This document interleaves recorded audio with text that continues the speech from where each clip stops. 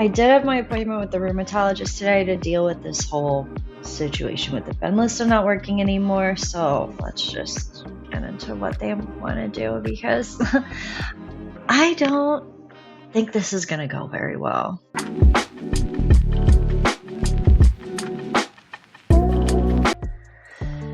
So the rheumatologist wants me to do either Humira or Enbrel. She gave me a choice. I picked the Humira because it's a biweekly injection as opposed to like a weekly injection. I mean, I've given that option. Really? It's not even, this is a no-brainer, right? Some things that I'm concerned about with the Humira is just that I know either of the two, Enbrel or Humira, can cause MS. I guess if you already have that gene, it can turn it on somehow.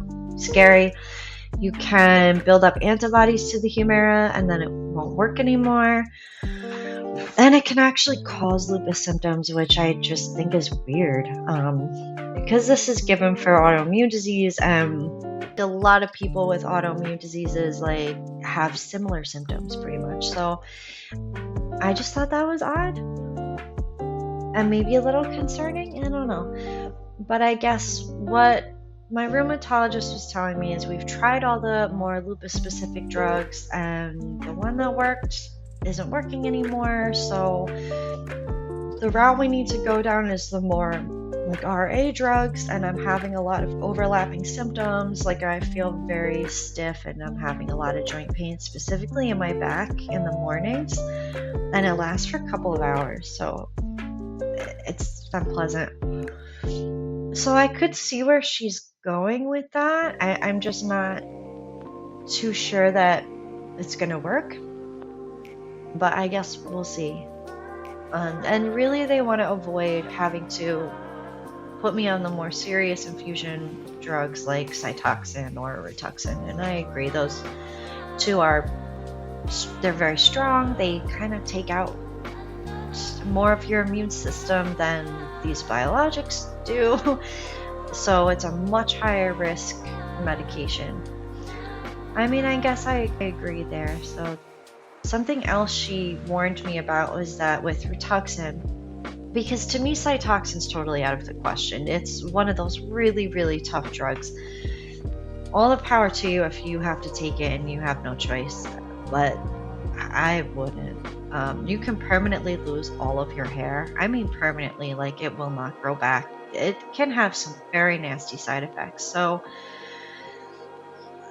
it's a no for me. But Rituxan is one of those RA infusion meds. They do also use off-label for lupus. It's given every 6 months. They can even space it out longer depending on how you respond. But the problem with it is that I guess if you end up with some nasty side effects, they could last as long as the medication lasts in your system. Like if the medication is lasting 6 months or longer in your system, that's how long you're going to have the side effects. So I think that that's scary. That's half a year. That's a long time to have some nasty, horrible side effects. So not for me. Hopefully the Humira works. I am nervous about the possibility that it could cause MS. I think it's very, very rare from what I was reading that would happen. A little bit worried that it could make lupus symptoms worse. I guess we'll see. I'll keep you guys updated. And other than that, I just wanted to warn you guys about cycling on and off Benlysta. I probably mentioned this in the last video, but just be really careful because they don't tell you when like you're going through all of this that you can end up building a resistance to the medication, but it can happen. And if it works for you, you want it to keep working for you. You don't want to have to go through this like autoimmune disease medication roller coaster. I want off of this ride for sure. So just be careful. I know that if I knew that that could happen, I probably would have not taken the Benlysta as many times as I did without really, really considering the medication I was using to deal with the side effects.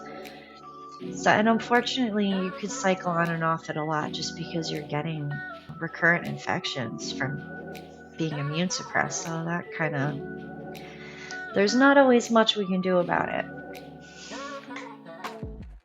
Anyway, be strong, guys. I will keep you informed on how it goes with the Humira. It'll be nice not to have to inject every week and do it twice a month instead. So let's see how it goes.